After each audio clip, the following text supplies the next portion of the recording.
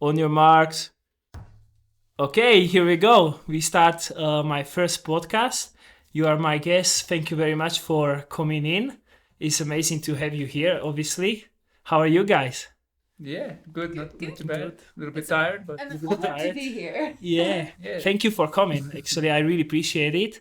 And how do you like St. Moritz? Obviously, we are in St. Moritz. Yeah, it's we actually realized we liked it more than we thought. Yeah? Yeah, Why is that? Why did you think No, it's not going to be so good? No, I think because everyone was saying how great it is, and it's always like when people tell you this expectation of how awesome something is, you go Yeah. there with like the thought of what it's going to be like. Yeah. So, and I think when we got here, there was like a few things that I don't know. We're used to training. We were in Sierra Nevada before, and like Spain and France, so they're very different to Switzerland. Yeah. And I think I've only been once or twice to Switzerland before, so we weren't really sure. So at the start, I think when we got here, it was a little bit busy and stuff. But then after some time, we realized it's amazing. You know, the trails and stuff around here. It's super awesome, and there's a nice spot in the valley where most altitude places don't have a flat spot. So this has got like a bit of everything, which is really cool. And the weather has been good. When we saw the weather forecast the first time, we were like, "Ooh, this is not Yeah, gonna be when good." when I was checking it, like it was like 15 degrees, Yeah. and you would thought like it's pretty cold, There but was a lot of rain on the forecast, but we had barely any rain. So pretty good. Yeah, I'm seventh year here, and every year it was like the forecast is always like raining and quite cold and stuff, and but I always know it's just like little time in a day, you know, and then you can always manage something to do. Yeah, so it's really cool. I've been here once before, but I don't remember anything. I think it's almost similar to being like on an island a little bit, because it's like the clouds are always coming and going. Yeah. So you could be lucky, you could not be lucky. So like this Sunday, like we were supposed to go ride together, but like we text each other 15 minutes before, like, oh, And you were still at let's go for some more breakfast. I'm just chilled out. No, he was too lazy. We woke up late, but Yeah. he woke up even later. Yeah, I was like, oh, I will play with Isabel a little more, and then we'll go. But I wanted to go around with you as well, but Next time. Tomorrow, track session. Oh yeah, it's afternoon. yeah. 3. Yeah, I might join you. Thank you for the break. That's cool. Yeah. What is on the menu, if I can ask? 3 200s, 3 1Ks, 3 200s, and then maybe another 3 1Ks or 1K, or depending on how we feel. Yeah. So you're always talking with the coach how you feel about the session, and he would listen to you, or he's always like straight, like say, no, he would definitely listen. Just go. If we say we don't feel well, he will say, okay, stop it. Yeah. Or sometimes he will say to push through, but not very often. Yeah, no, I think he's very open to like what we feel like we might need, and then what he thinks we should do, and then we kind of come to like a good medium between the two. And then if the session's not going very well, then you can maybe cut it back and not do all of the session if you're really smashed. So I think it's important. That I think is very healthy balance between coach and athletes, that athletes have respect to the coach, and coach does again listen the athletes what his body is capable. And he'll come to our place like every evening to check how we're doing and what the plan is for tomorrow. So he's not staying with you in got apartment? 2 different apartments. Okay, that's cool. So you can rest, and coach doesn't need to watch you all the time, right? Yeah. But almost he comes around every night. Every night. Really? Yeah, Go almost check every you. night. And Is your tips clear tonight? Okay, go to bed, Richard. That's cool. Yeah, no, it's pretty relaxed. So. Yeah, I checked a little bit your history because I'm really interested about the whole career, and you have almost similar, not quite similar history. When I watch Richard, like you start, I think 2005 with the duathlon as a swimmer. first. As a swimmer, really? I was originally a 1500 meter swimmer. What? Yeah. Where did you swim? Yeah, no, I'm lying. No. Don't think when I in 2015, I don't think, 2005, I don't think I could swim 1500 meters. You wouldn't? Well, I could. So what's not very when it comes very back, like what was your start? You obviously from Cape Town, farmer boy. Yeah, so you close to the Cape Town, but you quite outside a little bit. So what was your like childhood like? What you were playing? What you were interesting about? Were your father, I know, is a little bit sportive as well. So just take me through a little bit from it, please. Okay, yeah. So I grew up in Durbanville. Yeah. Well, for when I was 1 and 2 years old. Yeah. And then that's just outside of Cape Town, like the northern suburbs. So it's got like, it's kind of the last suburb before you go into the farmlands. So for training and stuff. I remember the time when we were photo shooting for Q Army. And you show me and you take me for the restaurant. It was really cool. Yeah. That's where that's in Durbanville. That's where. Yeah. That's pretty much only a few kilometers from our house. And so now we lived on the farm, which was kind of where we did the photo shoot there. It was only like, I think 2 kilometers from there was where we lived. So it's like farmlands everywhere. There's no big buildings. Like almost no pollution, and a lot of dust from all the farms and stuff. But it was very nice, quiet upbringing. The closest grocery store was like 20 kilometers away. Oh wow! And so the closest swimming pool was also like 20k away. So you had everything quite like far away, and your school was close. No, it was also 25k away. Yeah, so your father or your parents would drive you there and back, or you took bus? They would drive. No, there's no public transport. Oh yeah. No. So you were very isolated. So, there's no public transport there. So like bus or train or anything like that. You plant all your food and everything was in your farm. You eat everything, or you would mostly go to the shops. Or my parents would mostly do all the shopping, but when I was young, but they would pretty much buy, I think 90% of the stuff from the city, from the outside, from the town, not from the home. Yeah. No, and some of the stuff we would get from the farmers, some meats, and some we had honey bees as well on the farm, so we got all the honey and stuff from our own farm. And we had sheep and cows and everything like that. So sometimes we would eat one of those. So you run around the sheep and pretty much the sheep and that's why African is so good with the running because they run with all the sheep and animals all day around. So it's quite possible. Like the Kenyans, I'm talking about Kenyans. Yeah, and we had a gravel road on the farm which was like 2.5 kilometers, and I ran out and back like almost every day on the gravel. Wow. So it was there was no tar road. I was never ran tar roads. So do you think that was your basic of the training? It's just like spending time in a farm, and it wasn't nothing structure. You just like doing what we felt like doing, and we had motocross bikes, so sometimes we would race each other around the farm for a few hours on the motorbikes, or we'd go mountain biking. Like in the area, there's a place where you could mountain bike, and we had a small dam that was only like 50 meters across or 60 meters wide. Yeah. So sometimes we would go there and we would swim like up and down a few times, and that would be it. But so when did you first time heard something about triathlon? I think probably when I was about 13, 14 years old. Oh, really? So quite late. Yeah. We started to watch. It came on television. So I think it was the GB series or the PG series or something. Okay. That was before it was WTS. Yeah. It was first World Cups. Yes. And I watched guys like Tim Don and Abby Gomez and all of those guys were like in their prime. They were like young 20s back then. And I started to watch that on television. Like, oh, this is very cool. And then I was doing running and cycling, and then decided, okay, I was one weekend doing a running race, and the next weekend doing a road cycling race, and then sometimes doing mountain bike races. And I thought, maybe I'll put all the sports together and see if I can like make a sport. And then there was duathlon. So then that's kind of how the whole multi-sport started. So you did first duathlon in South Africa?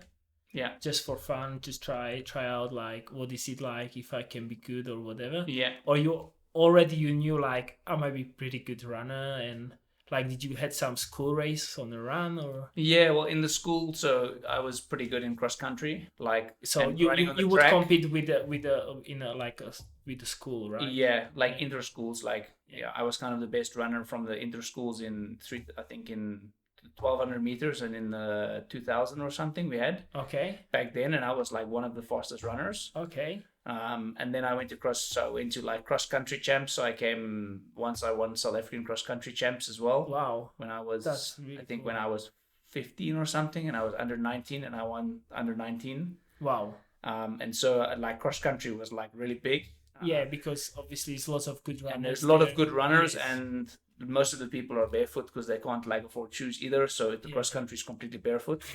So everyone's running barefoot on the gravel. And you? Me You- too you as had- well. Yeah. Really? Yeah. No way. Yeah. Wow. Yeah, until I was That's like, cool. so I was running barefoot until I was about 14.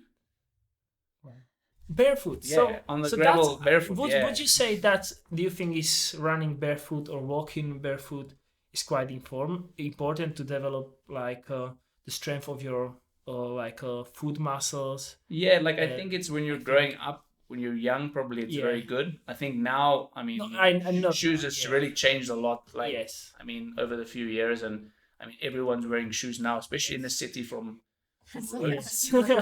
I've heard the story many times. Oh, I really? just- Roads. From roads and stuff, and it's like I think, I mean, we, when we grew up on the farm, it wasn't normal to wear shoes. Yes. Like Yes. everybody was bare. I mean, my parents were wearing shoes, but me and my brothers and everybody, all the kids that were living on the farm, no one was wearing shoes. Wow. So it wasn't a thing to wear shoes. You still see it at the primary schools. And in South Africa, in the primary school, all the kids are not I wearing mean- shoes. And I mean, I first time saw it in New Zealand because the grass is really good. It's not on the gravel, but it's more painful, I would say. But like they would play on PA, the kids barefoot, and I was like, oh, this might be really important for develop like a healthy body position and everything. So yeah, that's why I'm so curious about, because you done it till 14, so like maybe in Europe, like in Dutch as well, in Holland and in Slovakia, because we have cold winter and hot That's a summer, good so excuse. that's Yeah. like we used to the I mean shoes, so then we don't think like why would take shoes off when it's summer, right? Yeah. Because we used to it from the winter, so yeah, that's my I think even in the winter, we Conclusion. try and run barefoot as well. yeah. Yeah, but I mean, sometimes I remember the ones running around the track. So we'd warm up on the track, and then on the side it was wet from the grass, but it was winter, so it was wet, and the water was like really cold water. We used to, and the feet were burning the whole time. Yeah, I can And imagine. but yeah, that's interesting. I think in Europe, people obviously wear shoes because their feet get much colder. Yeah, And I think from the heat, obviously. from the heat it's not a Interesting problem. It's topic. actually better not to wear shoes when it's hot because your feet Yeah, cool down. yeah. and Although then it is. in the tar, when it's like super hot, you'll burn your feet. Yeah, but we would So go at yeah. if you're at the Yeah, beach, if yeah. you go to the beach, and afterwards you're barefoot. Sometimes we walk on the tar that's like 40 degrees Celsius. But or you something. also your skin is much thicker if you Yeah, don't wear true. shoes, so Yeah. so you don't feel that much And just hurting. stability and stuff. I Stability, think, yeah. I mean, you come from a swim background. I come from a swim background. I think people who used to be swimmers have more injuries when they become Yeah. a triathlete than Yeah. people who used to be runners or, did a sport with more load than.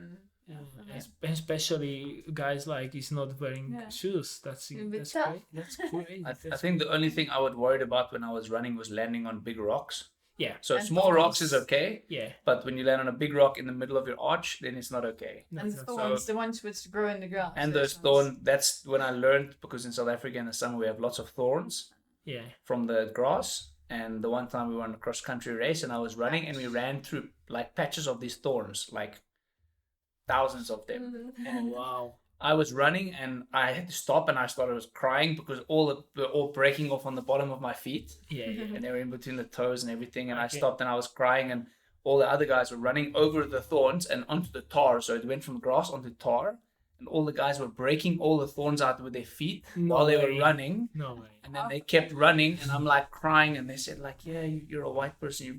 Your feet are not strong enough. Not strong enough. For the thorns. I said, have you been wearing shoes? And you have to harden up. And then for like 3 weeks, I was pulling all the black pieces because my whole bottom of my foot was It was black black. from the Oh, yeah. thorns. And I But think then that your, was the your moment skin where, gets stronger after that. yeah, I think so. But it was really painful walking for a few So weeks. when I started triathlon from the swimming, I had blisters all the time. Like I couldn't finish a race almost sometimes because I had such a bad like blisters, because obviously we were in the water so much, so my skin would be really really on the feet. really thin. Did you find out the same? Maybe. I thought it was just the type of shoes, but yeah. Also, sometimes I the definitely shoes. got blisters a lot, and the last couple of years, actually nothing. Yeah, me the same. The more you race, also the thing is, the more you race, the less blisters you get in the The year. skin gets harder. It gets harder, and Yes. it's normally the soft spots, like under your arch. Yeah, exactly. The Yeah. arts. Yeah. The arts of the horrible. or the like, outside pieces or your Yeah. toes. The arts. My goodness. Yeah. Yeah. Even training. Some people even training without socks on to make their feet harder as well. I just don't like to Yeah, train without socks. I had blisters with the socks either after hard sessions all the time. Yeah. I would always suffer. Instability. Yeah, if stability. you- Also because my foot was moving, I think, Yeah, more, same. and maybe sweating, Yeah. because maybe if your feet knows that like they don't sweat that much, Yeah. so you don't get. I don't know. Yeah, Interesting. good question. Yeah, back to you now. Like I My was story will not be checking, that long. not that long. It's obviously you start from the swimming, Yeah. right? When did you start with the swimming? I came from a little village, and there was not much to do there. Yeah. You could do some ball sports like soccer and volleyball or swimming. And we had one of the best swimming squads in the whole country for a little village. So it's quite impressive. So I started swimming. Also because my mum used to swim, so it's just like you follow your parents. Did she was like competitive swimmer or Yeah, not until she was really like not long. till junior time or? I think still like older age elites. Yeah, she used to swim for one of the bigger squads in the Netherlands. So I just started to swim, and actually, when I got taught how to swim, I hated it. I really did not like it. Why? Why was that? I don't know. Maybe just the cold, the water. Like, Did you have sweat. cold pool? I think. I mean, in the Netherlands, it's not that bad. But you got used to it. As a kid, I just hated it. But one of my best friends, she liked it. So she said, okay, let's go to the swimming squad. I was like, okay. So actually, I should be thankful to her, because otherwise I wouldn't be here now. Did you tell her? I actually did, yeah. Oh, So that's it's nice. quite funny. Then I actually started enjoying it. But then you get to a certain age where like all the other girls are like quitting, or they go and study and they stop doing sports. Yeah. So then I was like, okay, my parents were runners. I started to do some running. Is your dad was also a runner?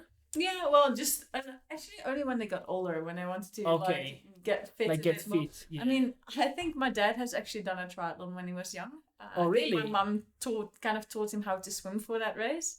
But then that's the only triathlon he has ever done. Like no one in the family has ever done one. Yeah. So yeah, I just kind of followed my parents' path and just got into swimming. But then I got a bit bored. I saw the kids runs, so you've got those like the 1 mile or something, and I did that. And then a couple of weeks later, I did one again, and I never trained because running was so tiring. Yeah, but you have So- good fitness from the swimming. Exactly, but it's still different. But after a couple of years, I started to train a bit more, because there was one person from the local newspaper who said, hey, you have to start running because you're good. And I was like, nah. So 1 year later, he said, did you already join the club? I was like, no. So I started to do that. And then I actually started running a bit more. But then I met a triathlete. So you didn't have any running club to join around your place, just a swimming club. Until I was like 17 or something, I didn't. Oh, wow. So Wow. I just That's sometimes ran pretty with my cool. parents. Then they would take my bike with, and I would run 1K, and then I would get back And they on the got on the bike. bike. Just because it was too tired to just run for Yeah. longer than 1K. Wow. Yeah, that's how I started. Yeah, and then I met a triathlete at the running club where I entered, and he's like, "Oh, you can swim? I know you've been swimming because I know you since you were little." I was like, "Okay." Yeah. And then started doing triathlon because the triathlon federation said, "Oh, you can do both," and the athletics federation, "No, you have to choose. You have to only do athletics because you can't do both." It's like, well, simple then. I'll go. And do I triathlon. think that is usually a problem. Like even in my country, like if you start the swimming, they want you just to swim, Yeah, or if exactly. you want to. They're run, not open for. And they're not open. Like obviously, you see, like this kid is really talented for other sport, but they don't allow him to cross over. You I know? was definitely not the best one. I think they only needed me for like the relays. If they had like the 4x100, they needed another girl, so I was the fourth girl. So yeah, they kind of needed me, but I also was like, well, I want to do something else. I mean, the swimming is nice, but after so many years of just swimming up and down, it was nice to do something else. Something else. Yeah. So did you had any major success with the swimmings or the nationals? I did nationals, but then only in the relay, like on the 4x100 or 4x200 freestyle. And what was your event? Like freestyle or always freestyle? Yeah, always freestyle. Always freestyle. I don't think I did anything else. I remember still that one that the coach tried to teach me how to swim backstroke, and I hated it. Yeah. Now I actually like it. It's just nice to chill. And, but back then I hated it. I did like the provincial champs, but then always the long distance, like the 800 and then 15. Then I could get a medal. As long as it would get longer, then I would do well. Everyone would die with the long distance. Exactly. And you would, I don't want to do the 800. I'll do the 800. That's my chance. Exactly. So it's a good thing cool. that happened. Yeah. That's cool. Yeah. So you start with the triathlon with the runners, and then like when did you first did a triathlon, and maybe you see like, okay, I can follow this sport more. My first race was, I think, in 2008 when I did a triathlon in France in Forbach. The funny thing is that the federation had qualification criteria, and you only had to swim 800 meters and run like a 3K on the track. And I qualified for European Champs Juniors. Oh, straight away. But I'd never done a triathlon before. Yeah. So some of the parents of the other kids were quite angry because they're like, how can you send a girl who has never even done a triathlon before? Oh, wow. So they were like, let's bring you to France the week before because you should probably do a race before you go to It was in Avignon or something. Lisbon, was it? Oh, it was Lisbon. Yeah, Lisbon. I think it was mine first. Also. Or I think a year before. So I was that time only swimmer. Yeah. And because I did some aquathlon just for fun in the summer, and they were like, "Oh, you might be really talented." So I would go, but I didn't know cycling or and they would smash me. Yeah. The race was like, was your first one open water? Because I had never swum open water. I thought it was really scary. I wasn't scared. It's just like the wetsuit was small and the fighting, everything. I on the start I was like, this sport is not good for me. Yeah. Did you feel the same? How was the race? I did the race before European Champs, just a week before, I think. 1 or 2 weeks before. Good training, it was, and it was in a pool. So I was used as a swimmer, used to having the whole lane by herself, but now there's suddenly like 6 girls just going in, and I just found it horrible. And I was just like, every tumble turn, that they don't swim in circles, but they just try to go. So every tumble turn, you have to dive underneath. Oh, really? I thought it was horrible. And then I got onto my bike, but I had my bike shoes next to it because I'd never done it before. And I tried to like go on the bike. I did the same on the first Europeans. I rode into a fence, and it was just, and I got side stitches. And after that race, I was like, I did not like this at all. But next week I'm going to Lisbon, so And how was the Lisbon experience? Was it any better? A little bit better, but it was my first time ever to the open water. Okay. I mean, on a holiday as a kid, you swim in a lake or something. Just for fun. And then just before the start, there was a fish. And I was like, oh no. Oh, this is scary. I think I even, like, the first stroke might have even been breaststroke. I don't remember. I think the funniest, my old coach will remember that there was a crash on the bike. Yeah. And I asked if I had to stop or if I had to keep going. So that's how I knew I was in the sport. No, I didn't. They crashed, but everyone else did. Okay. And I was like, do I have to stop and help them? Yeah. That's funny. Yeah. That's funny. That's how it started. That is cool. Serious, but not serious. The thing I noticed is like people from Europeans, like how they get so much international exposure so early. Yeah. And in South Africa, it's like you're racing against 10 guys or 8 guys. Yeah, and until you get the opportunity, okay, maybe we'll fly to Europe to. Yeah, and that's pretty far away. That's really far and quite expensive. Your parents have to go with you, and because you can't go by yourself. We drove to France. So that's probably why when most people, we're racing in South Africa, would race against each other, and then that's the competition. Yeah. So we're quite lucky because we have lots of competition close by, really close. Yeah, you can drive to. And also probably you didn't know like how good you are till you go out of we get thrown into it and just see. Yeah, that's interesting. And you race and then it's like, oh no. Yeah. I'm like, I was the big fish, and all of a sudden I'm the small fish. Oh, Yeah. you wasn't small fish because like when you were 16, you were fifth in the World Triathlon Juniors. Yeah. Like the youngest guy, like. But then you didn't have to swim.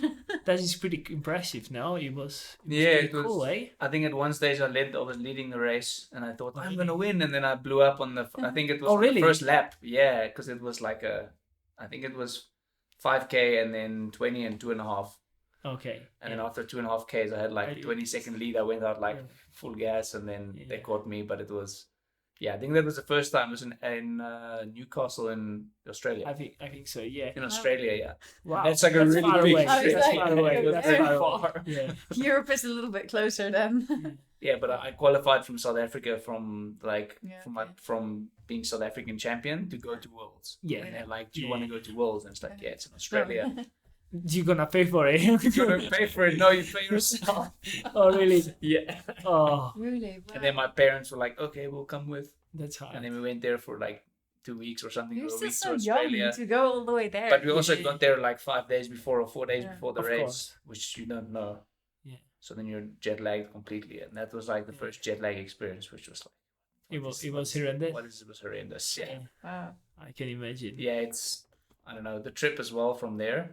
I think we went through Dubai, so it's like it's not funny. But I think we went to Up and down. Johannesburg and then to Dubai, and then from the Dubai to Oh, massive to trip. Perth or something, and then to Sydney or something like that. So it Not was like jealous of 30 that. hours of travel or something. Yeah, yeah.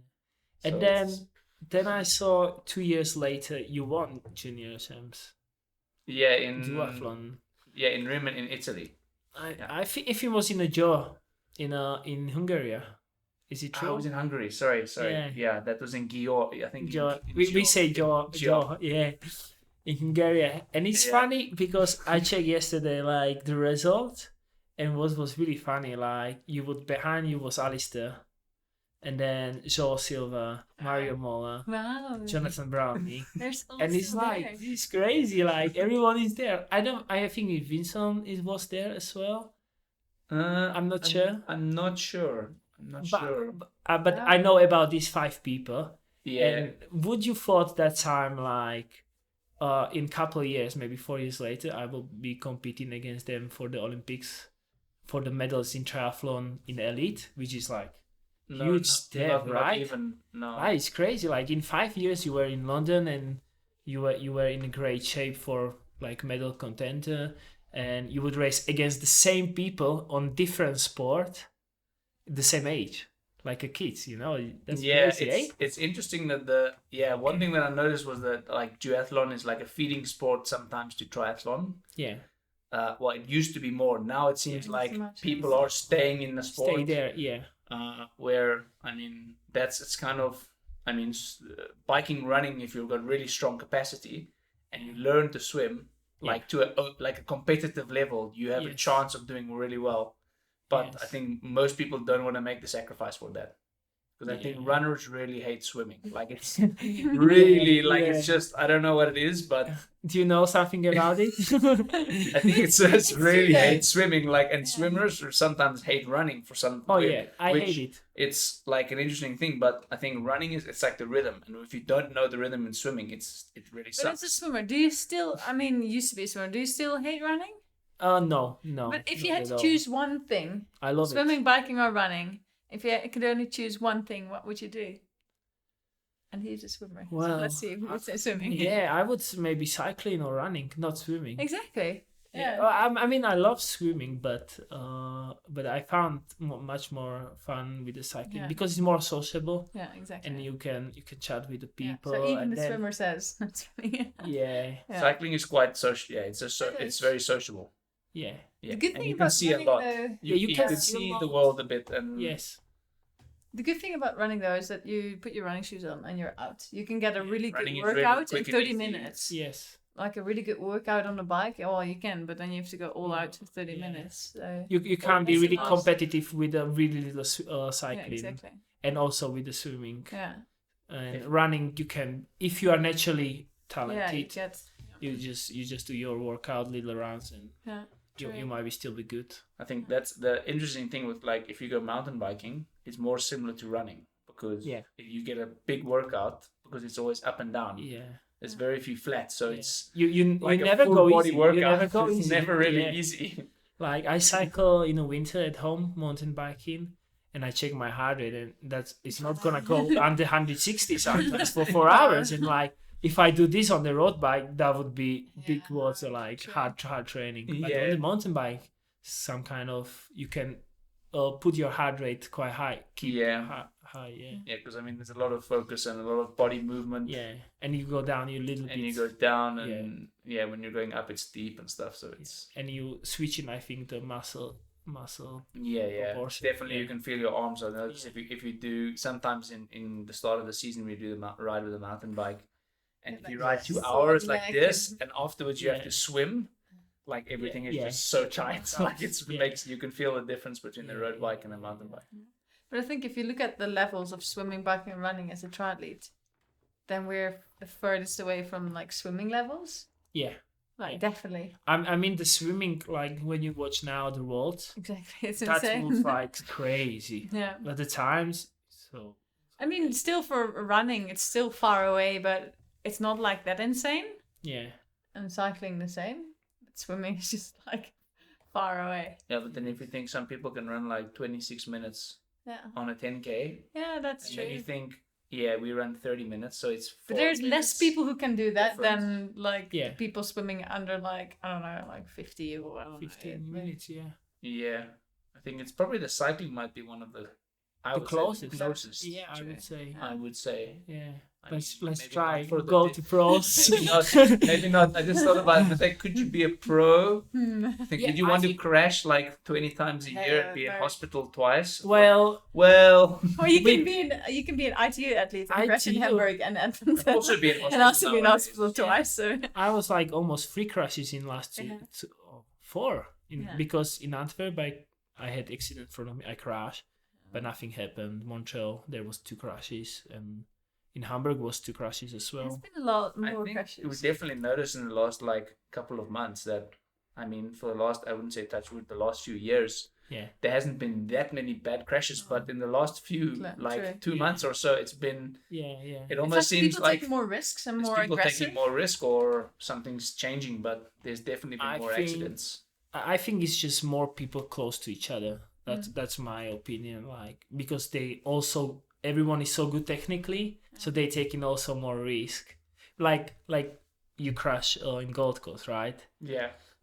Before Rio, and you took risk, but like you never took like danger on anyone else. Like there was not too many people to crash with you actually. Yeah, no. Yeah, I was the only one who crashed. Yeah. Yeah. Badly. And now if you crash, you take another 5-8 people.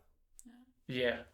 I think that's it. I mean, even if it gets, the thing is, of course, it's get wet as well, then Yeah. the risk factor goes higher Yeah. as well. But I mean the course is getting more technical every year. Because it also has to be fun for people to watch. Yeah, I mean, I that's, think we ask for it. Like I think I ask for it, or like Yeah. to be more agree. competitive, so be more split it. But actually, it's not. So it's funny Yeah. to find. I think- the right They'll definitely balance, split isn't up, it? yeah. the thing is, the tighter the courses is, the more likeliness it comes together. Yeah, Which because is interesting because the U-turn, like if the Yeah. course is more spread out and you can't see, yeah, then the motivation is less a bit. But if you Yeah. can see with the It's U-turns just and those boring. things, it's like yes. It would be boring if you just have an out and back. Like Passing back, but the Yeah. the groups Yeah. can work more together. if Yeah. there's at least one section that's like 2Ks long, or Yeah. 1 or 2Ks at least, so that people can actually work together. Yeah, it works But I together. think some of the times if it's only a couple 100 meters and then another turn, Yeah. people can never really work together, and it's No, kind of never. it's more non-draft. like, I mean, even now with Edmonton, you saw like the breakaway stayed away, and that's because the course had more straight sections.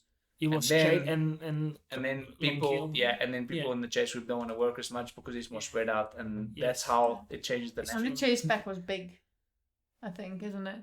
Like it was Yes. quite Yeah, big. when the So chase pack the was bigger the quite packs big. are, the Yeah, it was worse big. it is. Like Yeah, because you don't like from the back. You probably don't want to take responsibility for the group. for the Take the whole group bunch to with- take and to be commitment, and people Then on you the close front the is gap. just And then you're tired on Yeah. the run, so it's yeah, Yeah. Always a tricky one. I think you are one of the most tactically advanced triathlete in ITU, I would say. You're one of the more smartest. What do you think when you go racing? What is your idea like? Don't How tell to him race? everything. You don't. No, Of course, you don't. No, You just say whatever you want. Yeah. Well, I mean, But it's always the first 5K on the bike decides Yeah. what group you're going to be in for the rest of the race. Yeah. A little bit. I mean, there's very few times. I mean, unless the front group decides they're not going to ride hard, which doesn't usually happen. Yeah.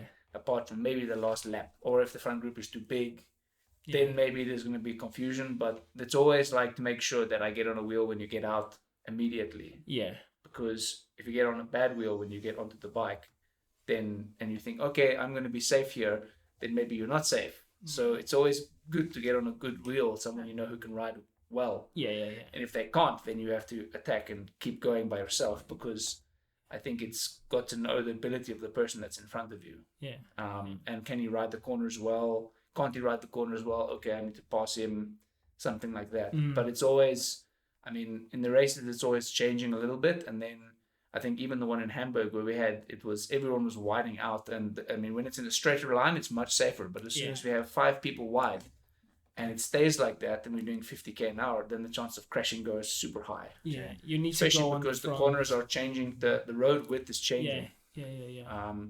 And yeah, it's so I think it's that's the problem about the wide course, because everyone will go wide and everyone will try to get to the front. If it's narrow, everyone will just kind of start to realize, okay, I'm in this position, I have to stay there, or wait until the other person goes. Or that's a positive thing about narrow courses. Yeah, I think also it sounds more dangerous in some of the races. Like I think it's the first time in Hamburg that it rained. Like I can't remember it being wet in many years. Yeah, it's true. And then the roads is slippery. The roads were really slippery. Like when we went down to the course, and I mean, I always grab my back brake to see what the road surface is like, and I just felt my back tire locking up, and I thought you can even feel it on really the run. Slippery. Yeah. Like I thought, and then there was manhole. I was just sliding with my shoes on the road.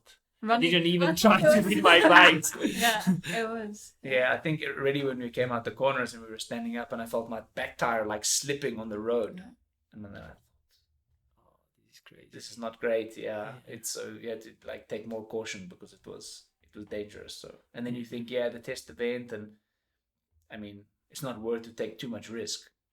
Yeah, of course. You know, there's always like another race to come and whatever. And I think that's the one thing I learned when I crashed in Gold Coast is like you always need to be riding in the limit, because as soon as you ride a little bit out the limit, then that's when you crash. Yeah, I mean we have so much races now. If you, especially with the qualification and everything, if you crash, you might take much more out than you take a risk, right? Then you gain. You gain from that risk. You can crash and then you crack something somewhere, and that's it, done for the season. Yeah. So even the road rash, like if you would be a runner or a cyclist, it's like, okay, you just get on the bike the next day or you start running, but then you have to swim and stuff. It's like It's just get stick on your on your sheets. It's taking weeks to heal, and they have to get to them back in the pool and burns. I've even heard some people taking off like a week or 2 out the pool to let like the wounds heal. Yeah, I guess. And like you think, man, if you're, I don't know, it sounds funny, but the worse of a swimmer you are, the longer you take out the pool. Yeah, it's like you've gone back to the start of the year. Yeah. And it's crazy, but yeah. When I started, I remember when I started with triathlon, I crashed a lot. And I had lots of road rashes, and I would go swim, and then I would get stuck on the sheets, and then like in the morning, like pull it off. Like I had the alarm on, and just like it's time to swim, and like I can't. You're stuck to the base. I'm stuck like everywhere, and I was like easy, and then and again, heal it again, and then like I put a cycling trousers. And you pull it off, and it would take off again. And again, and it's fresher, and it's worse and worse, getting worse and worse. So that's why I like when people say, "Oh, you should do some crits." I'm like, "Yeah, I would like to, but if I crash, then it sounds." It's true. Like I would love to do some cycling races and more, but again, the gain is worse. because people take lots of risk. And The funny thing is, I noticed that the better cyclers when you ride with cyclists, they take more caution and they're more skilled, so they know what they're doing more. Yeah. And I think the thing is, a lot of triathletes take a lot of risk, and they're actually not that skilled. Yeah. And that's when that's when the trouble happens. But it's like, I mean, especially the one thing I noticed that triathletes, like when we come into a corner and everyone's braking and people come up the outside. If you do that in cycling, like people will pull you out and they'll literally throw you out the back of from the outside. Yeah. From the inside. Inside or outside. I mean, outside is fine because if you go outside, you don't take risk anyone else to crash. Because you would go out, outside of the corner, right? Sometimes if the corners are narrowing and there's you less want space, to be on the outside. Yes, people are coming in, and somebody wants to try and push in the corner, and the corner narrows. Yes. Then there's no space for the guys in the front, and the problem is the courses. It's so tight that that's the only place you can pass. I mean, sometimes, especially on the inside, pushing on the inside. Inside is the worst, I think. Insides should not be allowed. No, I always really like when people angry you about have to keep in your line, and they should say you can only pass on straight sections because it's the amount of maximum maybe 30 meters before the corner you can make some position, but then stay on the line, stay on the line. Yeah, because you're not a change. Well, one thing is interesting rules. definitely changing. No, I mean, but that's true. You to be as predicted. It's almost like sprinting. Like when sprinters go, when they start sprinting, they're not allowed to move from their line because that's when the crashes happen. That's true. Yeah. And it's I think that's one of the things where there's no real rules of the cycling. It's kind of whatever you want to do, and I think people are taking a lot more risk. That's what I think. Like before, like maybe 2012 or before I was racing, like as me as a youngster, I would never take that.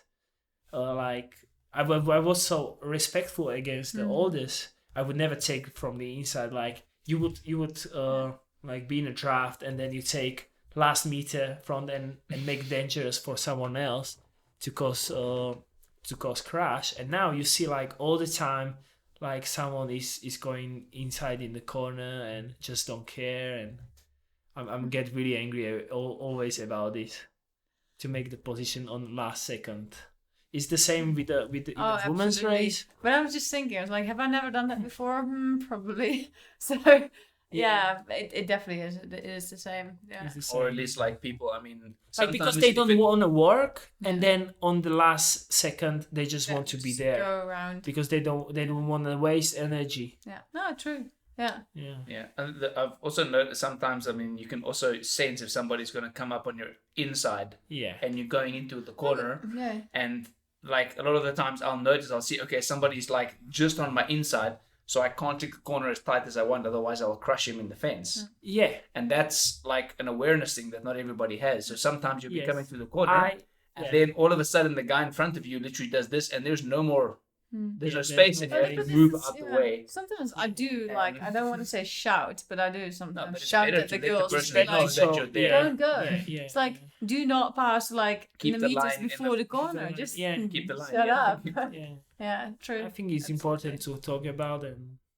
Yeah, like the same. I tried to before the corner. I knew I'm not gonna say who was it, but he was going from the inside. We'll hear this. And I was wide with the elbows to show him don't go Don't there. come through. Yeah. And he would go even through there, and he would flick my elbow, and I almost crashed. You hold like this because you're wide, and then you just caused me almost crash. So I was really angry about it. You might know who it is.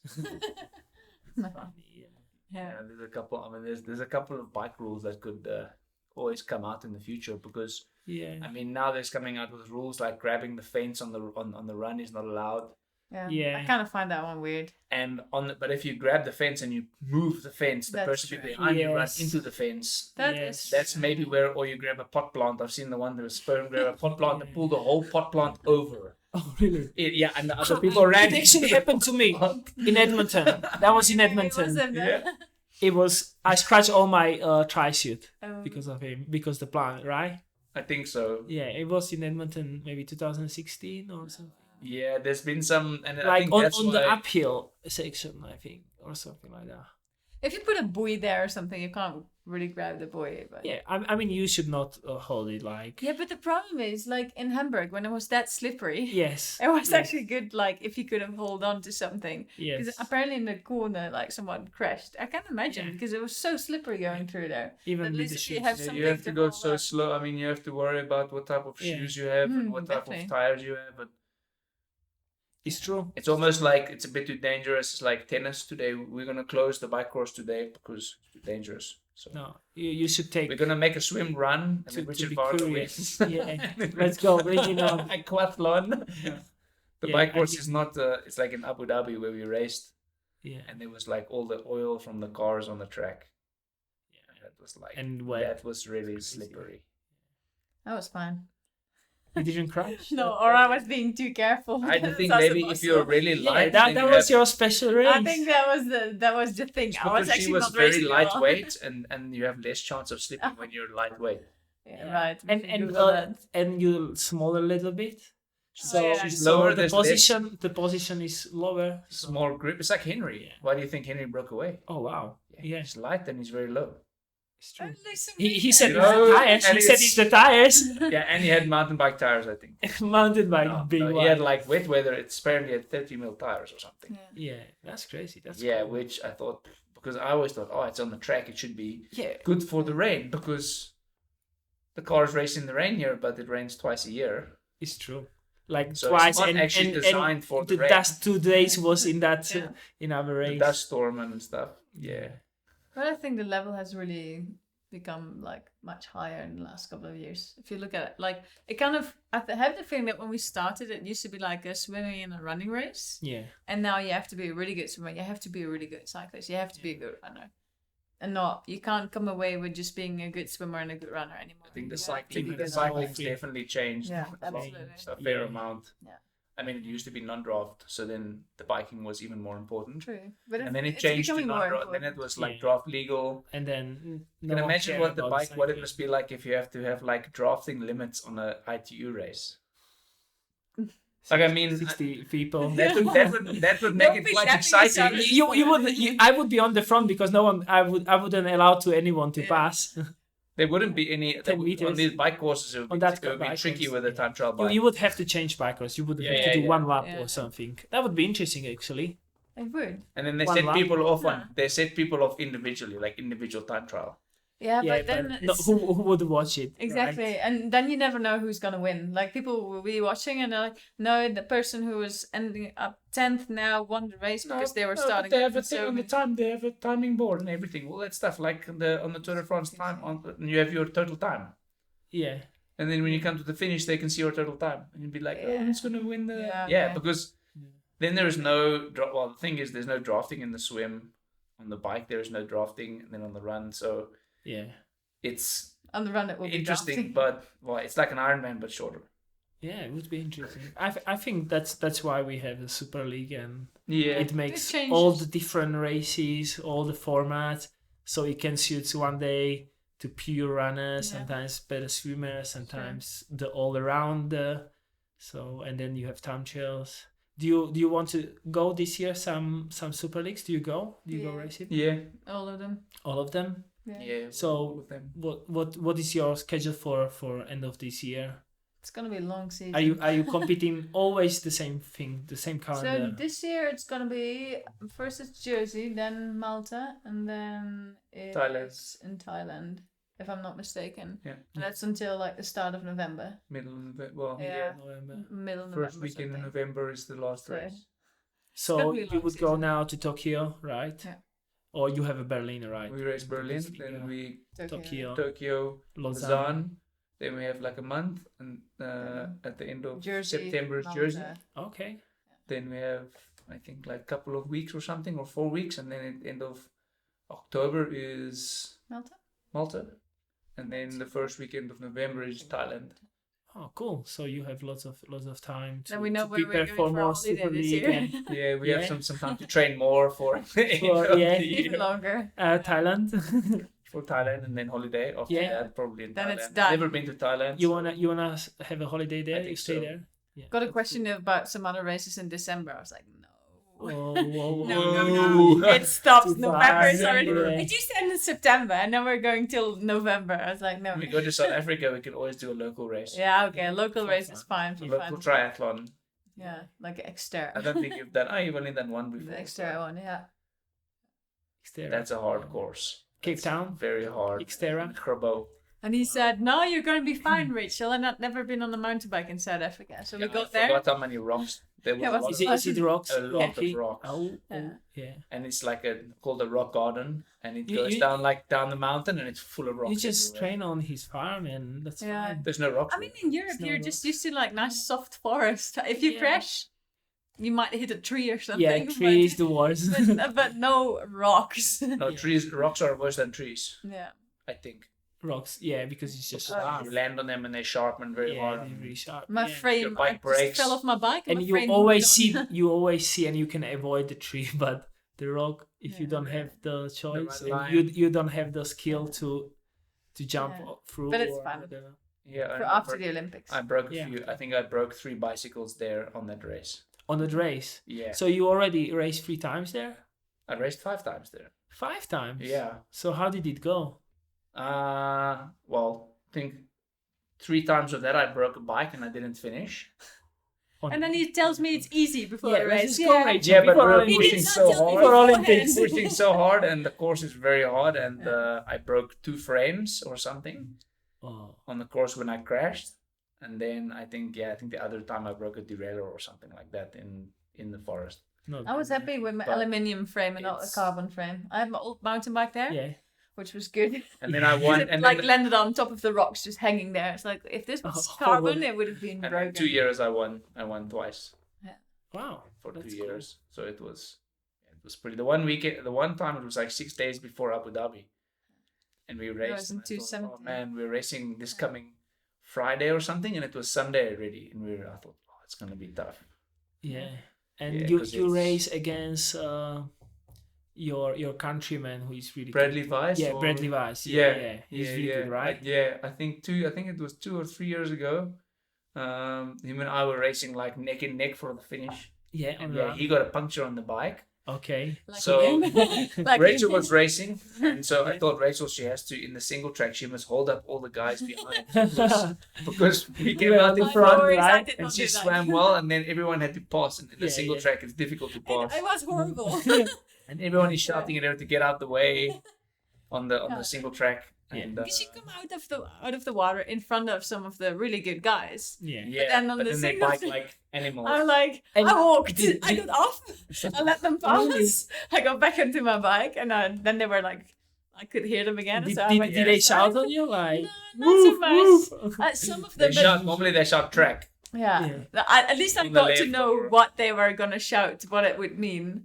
So I on the didn't. left, I didn't and they move. come on that. I Normally didn't it's move. like the rule in the mountain biking is You go left. you go left, Yeah. Yeah, but I can't just go off road. Like my bike skills. or would they not like give go enough. straight full off-road mode, like over the rocks and stuff to yeah. pass you, and then come Yeah, back yeah, on the yeah. trail. But So that would have been a better option. and Bradley passed me twice on the bike.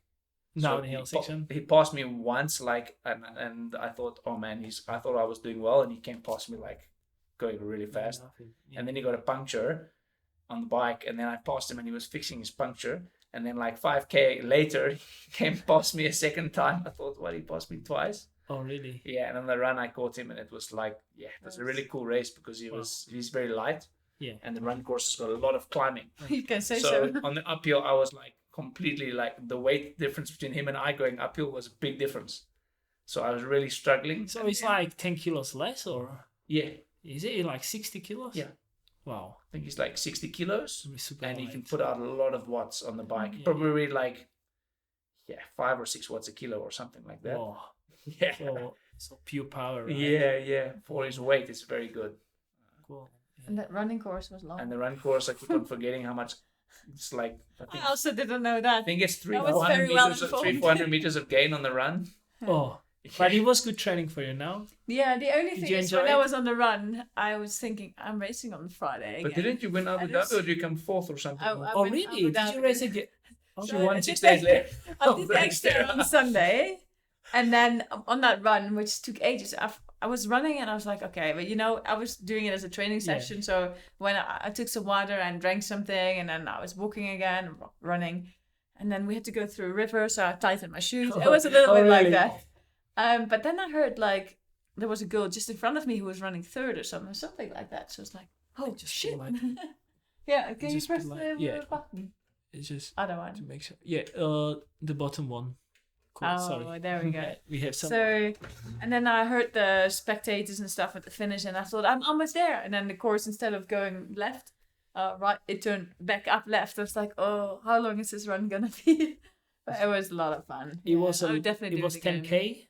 I don't know how long it was. Yeah, it's 10K. Is it But 10K next year? Yeah, it felt 10K. really long. 10 or 12. I think it's 12. It was a bit long. I think it's 12. Yeah. Wow. I remember the one year I did the half distance. Well, it's called half distance, but it's like half of the main race. The short, Okay, short yeah, one. They call it exterior light. Yeah. And I was quite far ahead on the light, and they sent me the wrong way, and I did the long run. So I did the 12K instead of the 5K. And I'm running thinking, this is the longest 5K of my life, going up this mountain. So how did you finish then?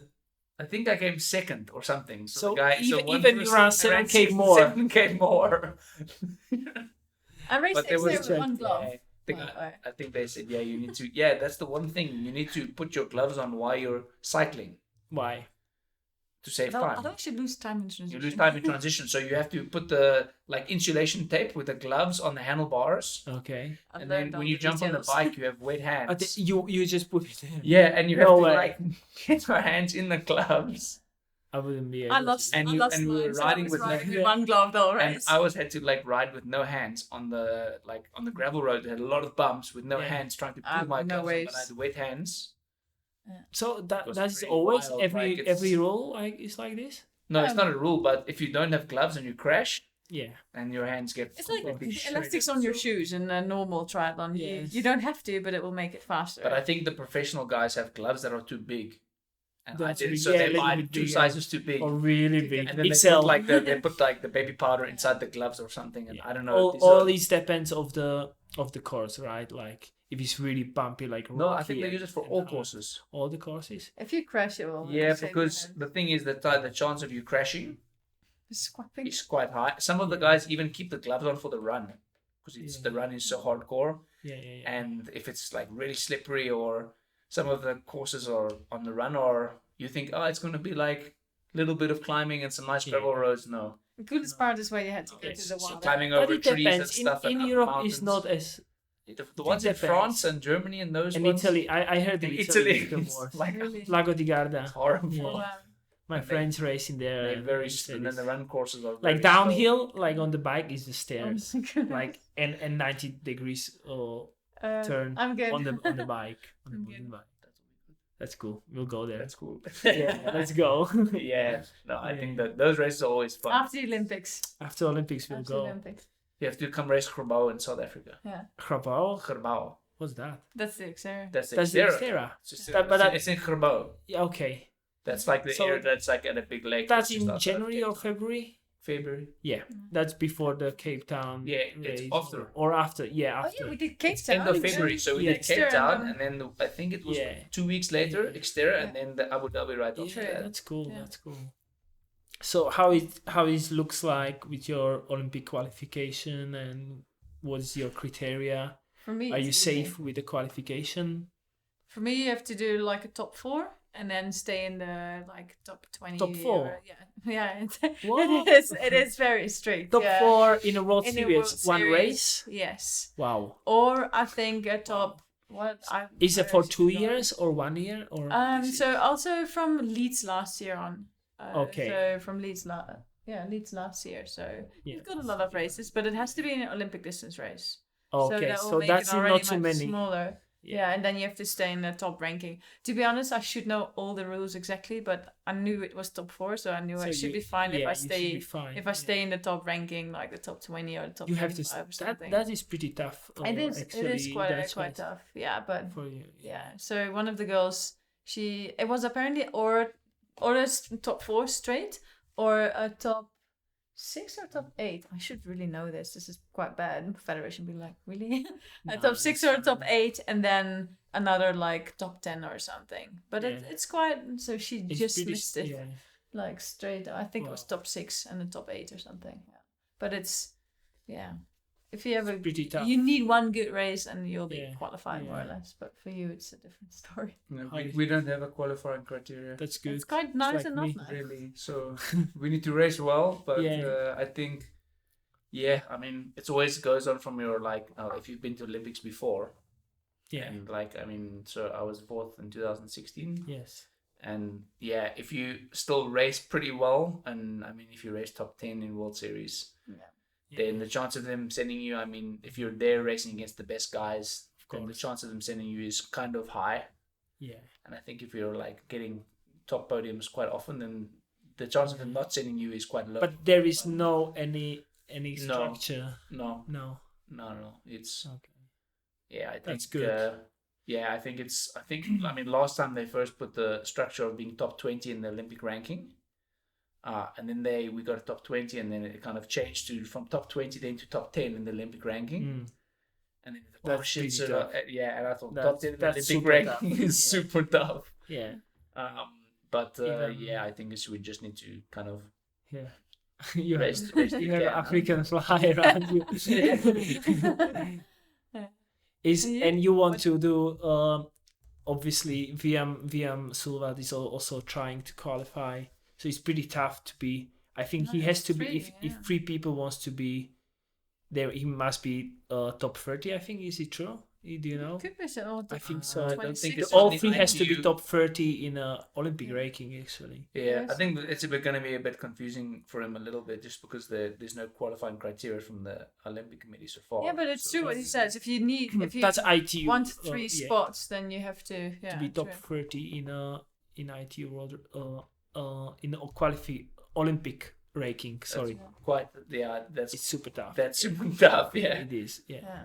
yeah. I think the chance of us having 3 athletes is For me, just being in a ranking. Okay, also Yeah. so more or less the same. Yeah. Yeah. But for me, it's not as easy as because I It's had still shit here and Yeah. I was injured and Yeah. not so healthy. What are you so now? Are you I'm close still or- inside, Oh, okay. but just on the border, to be fair. Yeah, okay, but But I need that few good races Yeah. to get there. Yeah. you still have some races. Yeah. I hope so. Not get Yeah. injured and anything. Yeah. Yeah. Don't do crazy things. No extras. No, it's, yeah. So what is your goals and aims for next 2 years? 2 years. Obviously, is coming the Olympics. Is that your main goal? And Yeah, definitely. Well, I mean, did you wanna change that 4 spot and get the Yeah, Euro I think. Yeah, I mean, in 2000, I always think back to like when it started, and the first time when I went to the Olympics in 2012, they told me Yeah. like a few months before Yeah. that I qualified. I said, "What, really?" So it wasn't like the process wasn't even thinking of trying to qualify. You really? Because No, I didn't I didn't know, and then they said, "Yeah, I'm very you can qualify." And I surprised. didn't know, and they said, "Yeah, you've qualified." And I said, "Okay." And then I had Wow. to after that I had to plan some things, and it was a bit wild. And then 2000. But you had such good races before, like you was I had 3 no times idea. on the podium before Olympics, yeah, and before you haven't had really huge performance on a World Series level, isn't it? no, I Is think I it only true? raced 2 World Series before that. Yeah, so you came in and So, you just yeah, just so- get them Easy, podiums. huh?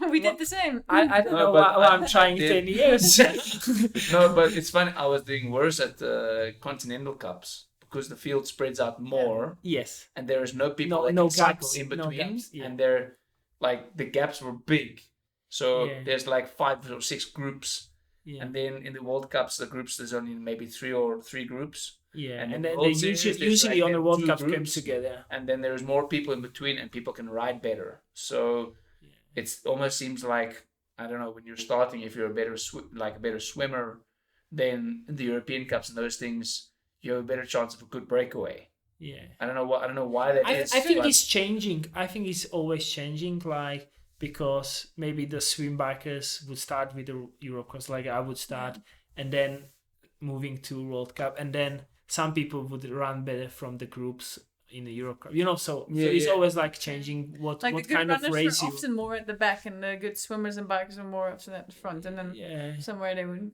Yeah, so it's like almost featured better in World Series races than. Well, then it was. I think it was the World Cups when I think. Wow. So I raced in Hamburg in 2009. Okay. No. I lied. 2010 or something like that. 9 or 10. I think it was 9. And it was Yeah, Olympic distance. From 210. Yeah, that was my Yeah, first. Hamburg was my yeah, first yeah. first World Series Olympic distance. Yeah, race. yeah, I saw that. Yeah. And then I didn't feel I was sick before, and Yeah. I couldn't find the medical delegate either. Already. And then I had to start, and I dove in and sucked. And then on the Mm-hmm. bike I rode, I and then I just stopped the race because I was so sick. Wow. But it's like, yeah, I mean, it's kind of interesting, but it kind of changed really quickly, and yeah, it all depended where I came out in the water a little bit. Yeah. But then suddenly, like, and you had big confidence before London. Obviously, you won Hamburg just 2 weeks before. Yeah, That's I think pretty- it was. That's Yeah, pretty wild, eh? yeah, it was It's like a boost. I think it was the confidence first time boost. where we all came together, and I was like, oh, I'm with Heavy and with Jan Ferdino and with Yeah. all these guys in the group, and it was really crazy. And then, so yeah, I think and then on the run, I was just running with Heavy, and we ran away, the two of us, and then I managed to beat him on the sprint.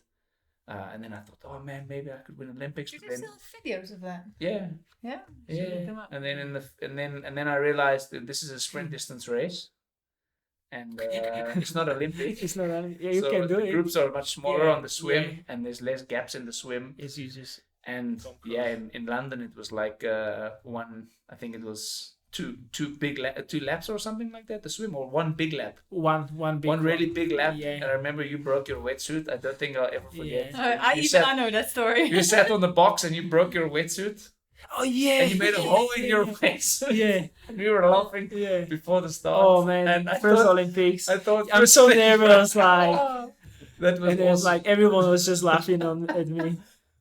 I It can was imagine pretty that cool. everyone It was was laughing. cool. Everyone was like, "That's one last one." That's what Yeah. they think. And I thought, see, you need like the best wetsuit with a big hole in the back, Yeah. and then you still come out like super fast. And I But said, yeah, like wetsuit. You know what's happened to me? I was like, starting on the pontoon and just like, like, and like, I don't know, 500,000 people around. It was you know, crazy. It was crazy. mad. Yeah. And I was like, okay, whatever I have to do, I have to swim first. It's just like, that's only my goal. And then of course I Yeah. want to keep going and have good, Yeah.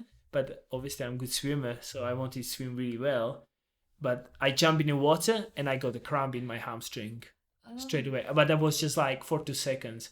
And that 2 seconds was like, I'm fucked.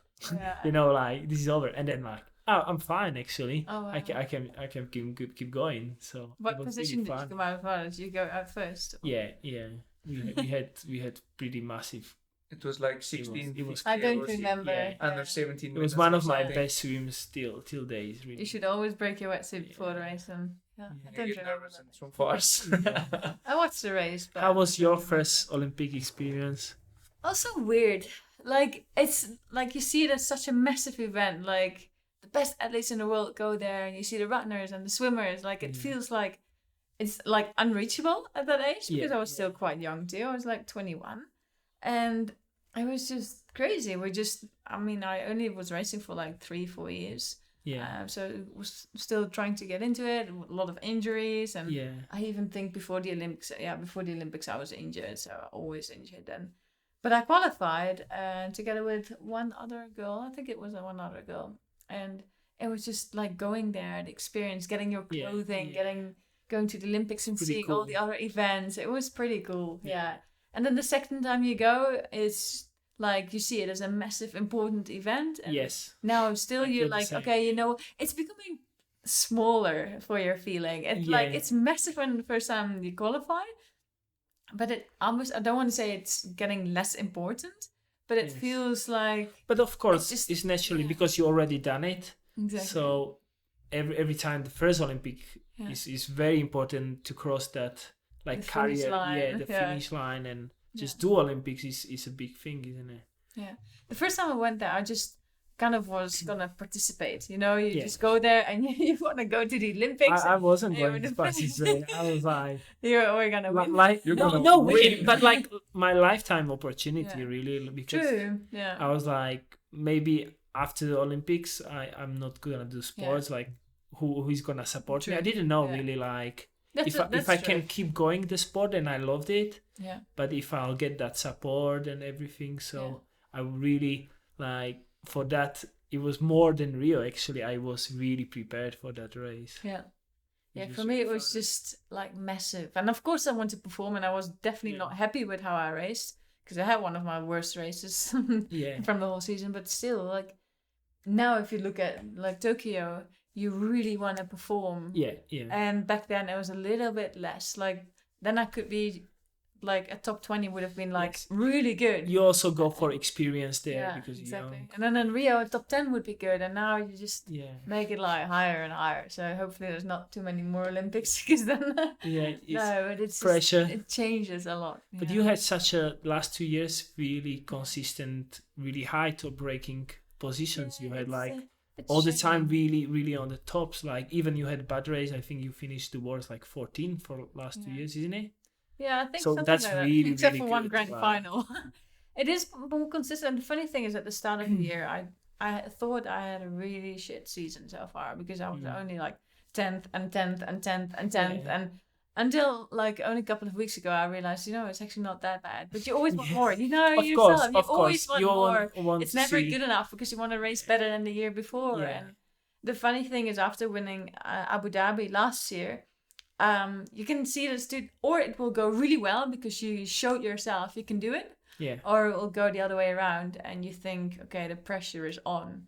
So Yeah. I hoped it would be like, see, I can do this, I can do it again. But for me, it went the other way around. It's like the pressure is here, I can do this, and I have Yes, to do yes. this. So I think I struggled with that a lot, but now I'm starting to get back into a rhythm and just trying to be like I think a little bit more relaxed. I into think racing. that's really good before Olympics to have Yeah. that, not that like that is Yeah, good exactly. because then you are really consistent. So when you finish lots of times really close to the podium Yeah. or around, actually Yeah. you can break it some point Yeah, if you exactly. keep going. It's actually always better to, I wouldn't say always be fourth. We were joking about it Yeah. because he always ends up fourth at everything. But then at least you know you can be there. Yeah, it's Um, just So like yeah. now when you see Edmonton now finish, like Martin van Riel finished third. Yeah. Johnny came back again. He So much won. can So happen. so now it's really open, and if you have the fitness, it can happen anything. Yeah, I think it's always like it's interesting, but this season's been like so many different people on the podium, Yeah, which is not usual. unusual, super Very unusual. unusual. Yes. And yeah, I mean, not really sure what that's due to, but I mean, it's some people are really strong at different points of the year. Yeah, because it's so long, and the races is so much, and the qualification, because it's lots of sprints. So It your changes more. yeah, it changes, and the traveling is quite a lot. So Yeah. so the structure of the season is everyone More takes people some little skipping some different races, things. Yeah, probably. like we now. Yeah. Do you regret not? No, doing it? no. Oh well, I would love to be, but I'm not fit enough now. Yeah. So I want to prepare myself for later. Yeah. It's all about investing. Yeah, investing. Yeah, I think that's an interesting thing because there's so many different. Yeah, it's investing, There's so many yeah. different races, and they're like east and west and all over the place. Yeah. And so it depends what you want to. I mean, focusing on test event or focusing on World Series or. It's difficult. You can't. Yeah. Also, like Do some everything. races are important, but you don't make money. Then you can also go like lower level and make money. But then with those ones, you can't qualify. So there's always like, oh, what should I do and what do I want to do? Yeah. No. It's true. It's true. I wanted to ask before Rio, you had a crash. How was mentally tough to, because you were one of the bigger contender for the medal, to come back with your injury, especially with the swimming. I think you had collarbone broken. Yeah. And something with the wrist or Yeah. My knuckles Yeah. got broken. They're Still like got flat. yeah. So it was quite big coming back to Rio, and you perform well, but in Hamburg before the race, before Rio, but you get disqualified, We're right? actually talking about that today. Did you talk about it? Yeah, that was like I almost that race in Hamburg. I thought, okay, now I'm gonna win again. It was like a boost. Yeah, It was like I want to so do even it though now. I didn't win, I still knew that my performance was really good. Yes. So it's kind of like, I mean, you can always take away the positive. I mean, it's So you It's the same with, always took positive from it was, the injuries. Like, I mean, when I crashed, the first thing I thought was like, okay, where am I gonna go to surgery, and what can I do after that? And when I crashed, I tried to jump on my bike. Well, I did jump on my bike, but then I couldn't hold myself up properly, so I did this, and my arm fell down on the side where it was broken because I couldn't hold the shoulder up. And I felt, I thought, oh, something. But you started on the turbo and stuff, no?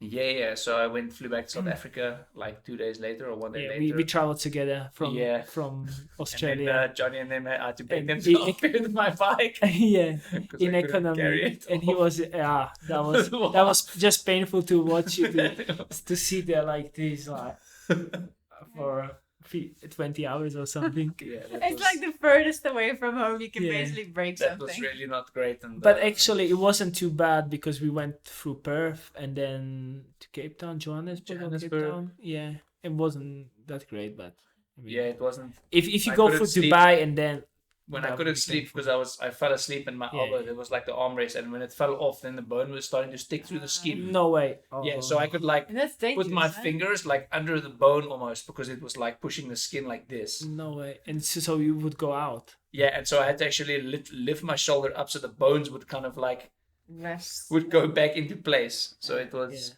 and then I had to beg the air hostess for some painkillers because I had no painkillers. No painkiller left. No, I didn't. I didn't take any painkillers. You didn't. Why? Oh, Probably we were in a rush. We didn't think about it. We thought, it would be fine. And then on the plane, I was like in complete agony. Like it was Of course. in complete agony. Of course. And I said, please, can I have some painkillers because I'm gonna pass out of the pain. It's so bad. And then she said, no, she's not allowed to give me any. But she gave me some headache tablets. Which is not allowed. Aspirin or what? Yeah, and I took a whole bunch of aspirin and I downed like a few glasses of red wine, and then I was like red wine, like knocked out. Dead. Yeah. But that was, and then we went and I had surgery done because it heals faster with the plate. So they put a plate and a lot of screws. And then like 3 days later, I think I was getting bored already, so I got on the turbo. And rode for like 20 minutes on the turbo. At least I was there, so I was motivated. And then I was in such pain that I had to get off the turbo, and I'm like, I can't ride yet. And I had to wait another 2 days. And then, eventually after that, I was riding like almost every day on the turbo. And then I got a back problem from riding skew with my back. Oh no! My back, I had back problem. That's the thing, like. Yeah, and you don't realize that like when you're riding with one arm, that your body position is completely wrong. Yeah. So and you can cause lots of and injuries. then you cause a lot of back problems. Yeah. So I had to like I had to go to the gym and do it. But exercises. The handlebars are very high. Really? Yeah. So you can put the handlebars high, so you're holding like this, and also when you sit so down, you just do this, and you don't have any weight on your upper body. And then I was walking on the treadmill, and I put the treadmill it was fun to watch maximum incline on the treadmill, and so I got my heart rate to like 120 on the treadmill walking. So I put it like really steep, and I had to walk really hard. And then I just walked for like 1 hour at like 120 heart rate. It's funny I just thought, I'm like, maybe if I have the same heart rate, then I keep the same fitness because I was really at least fit the then. fitness, yeah. And so if I at least kept the fitness going, then it would be better. And also she was there training for Cape Town. It wasn't a big success. And I was going with her to the gym. I had to drive. Well, I was still driving with one arm driving to the gym. Yeah, I don't know why I didn't drive myself. But I was pretty too scared driving there. It's a bit scary, and then I was also doing some sculling. So I do 2Ks of sculling like every like day. This? Yeah. No, like this? Yeah. So I was doing like this. No. And then like this and like this, and then just on the back, and I would do for 2 kilometers. 2Ks every day. And just this. Yeah. And kick it. And could you put your? I wasn't allowed to put. So I'm not allowed to put above the shoulder. So that's the furthest I could go. So you would be under the water. So I was doing like sloth like this, like trying to get the technique, like just to get the pushing like this. So with no do you pressure. think that helps you? Yeah. Yeah. I think mentally that helps a lot. Yeah, because you keep because you're routine, still right? the routine. Yeah, So keep I think routine. and then I would do 2K in the pool and do sculling, and my sculling was. So I'm it was the feeling of the water that I needed to keep. Yeah, Because it was it's true. It was 8 weeks. Especially for swim. you, yeah. And so It's non-swimmer, yeah. Yeah, it was fine when she was there to keep it going, but I think when she left, Yeah, I don't remember what. I I think when only you- I remember think when those you 2 left- weeks were horrible. when she left or something, and then I was driving myself to the pool to scull for 2Ks, that was really Mentally. soul destroying stuff. Yeah. Like it was, but then I knew it was okay, the Olympics was coming. How long it took you to 2 kilometers of sculling? Probably longer. An hour? I was like, Well, like an I hour. can The proper imagine session was that. It's like an hour. 2K doesn't sound long, but sculling is. And my And my hands were tiring. cramping, and things were cramping and stuff. And yeah, Did you it had was- snorkel? No, No, Those back then we didn't have no one. snorkel. Oh, it's so So I good. was just breathing like it was. That's not, yeah, It wasn't great. And then someone Yeah. had to help me in the pool because I couldn't get into the pool. Because you can't climb out the pool. It of was, course, of course. It was already You- painful you could if you just would go just like- Yeah, use one so arm to put pressure on. yeah, my dad one time had to help me pull me out the Pull pool you because out. I couldn't get out with one. To try and push yourself out the pool with one arm, you must try and do that. Yeah. Hey, they've got Oh. stairs. Yeah. The grannies. So Yeah, so but- many funny stories, eh? No, it was. I don't think it was that funny because training by yourself No, where he yeah, lives. I mean, his but mom, when you look back, when you his look mom back. gave me pepper spray to just go and ride by myself, and I was Oh, only allowed really? to ride on one road. Oh no! Long ride, out and back, and out and back. Even running by yourself a little bit. I mean, Yeah. we It live in the was- suburbs where So- it's pretty quiet, but there's Yeah. always some people around that could be looking for trouble. There could be, yeah. So So when you go cycling, you have pepper spray with you? no. No. No, you find like Yeah, we Like, normally they don't- when there's a few people or 2 people, then it's okay. And then also the roads I choose the roads Safe where I ones. know where there's the least amount of people. yeah, So there's probably 2 or 3 roads you can go on, yeah, and we go out on those, and it's pretty quiet. It's more the cars we have to look out for. yeah. Our they coach go has dangerous. never been there Because before. the but- drivers are. The coach has never been there. He's never been there before, but now we're talking about getting a house there, and he's just shaking his head. He's like, "You cannot train there. It sounds unsafe." Yeah, For European he's standards, like- it's crazy. on dangerous side, but Yeah. He said, "I don't think he's very happy with us going there this winter. We still." need but to you speak to do him." lots of mountain biking, right? So Yeah. you do lots of on the mountain bike. yeah, in the December, it's a good It's time of fun. the year for strength. It's good, and it also is fun. For me, Yeah. for skill wise, it's good. And for skills is really good. Yeah. And for strength at the start of the year, I think mountain biking is very good. And trail running is also very good Yeah. for stability and stuff. So a lot of the time we run up the mountain and then we come down on the single tracks and stuff. Yeah. It's really, and it's It pretty sounds good. sounds It's good. just different. Some open water swimming as well, and Oh, you with can the do lake more with the open fish. water swimming. Yeah. And we have a With- big lake there with that you can Crocs. swim at. Crocs. And the one time Just sharp fish. And my father always has to call the farmer because he knows we live in the city now, but we used to live on Yeah. the farm, so he knows all the farmers. And he always has to call and say, yeah, my son's gonna come swim at the lake. Just to let you know. Just let you know. And yeah. the one time we didn't call before, and we got there with the film crew, and the farmer came down with a shotgun out the window. And he drove, and he stops like this with the shotgun Who out the are window you? at us, like, what do you want here? Yeah. And I said, no, Mr. I'm Murray. Mr. Murray. Mr. Murray's son. He said, oh, Mr. Murray. Okay. Okay, Okay. go swim. He Swim. drove away. Oh, But Yeah, it's of always funny how, people are, just always cautious there. It's Yeah. different living. I mean, It's at, different living. But at home it's- we do not lock. I mean, at nighttime if you're in bed and you forgot to lock your front door, you're like, whatever. no, of But course. there you'll go back down and lock the door. Yeah. Yeah. And put the For alarm sure. on, put the cameras on. If that helps, Fill the electricity. fill the shotgun. Fill the We do not have a Do gun.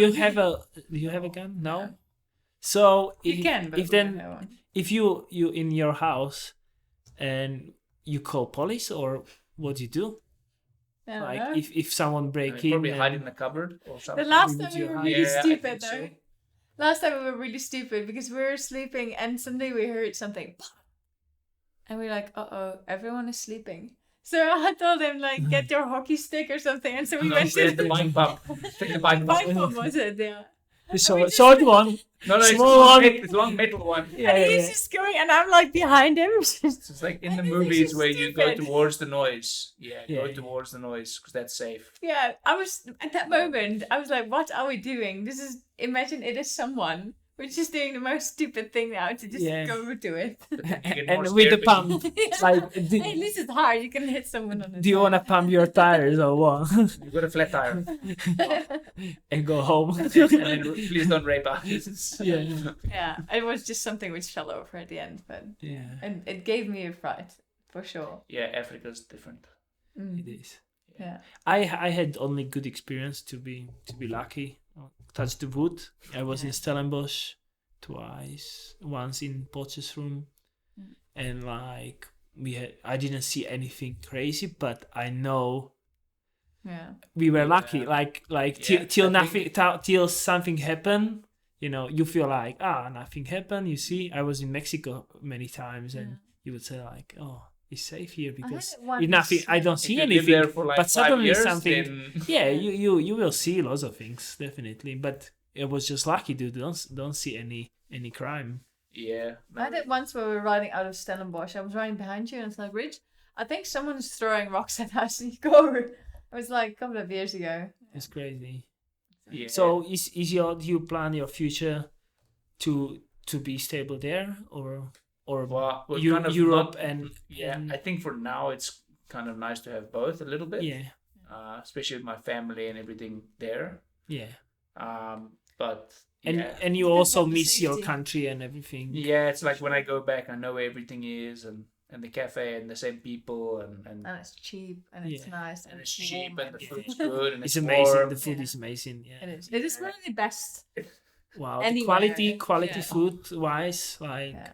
so fresh and it's really Yeah, good. it's It's nice. yeah, the produce is. But quite it's good. getting more expensive, isn't it? Yeah. Like The- this year, I went to the, Cape tax- Town. the taxes and those things and stuff. It's They put definitely higher getting tax? more- Yeah. Yeah.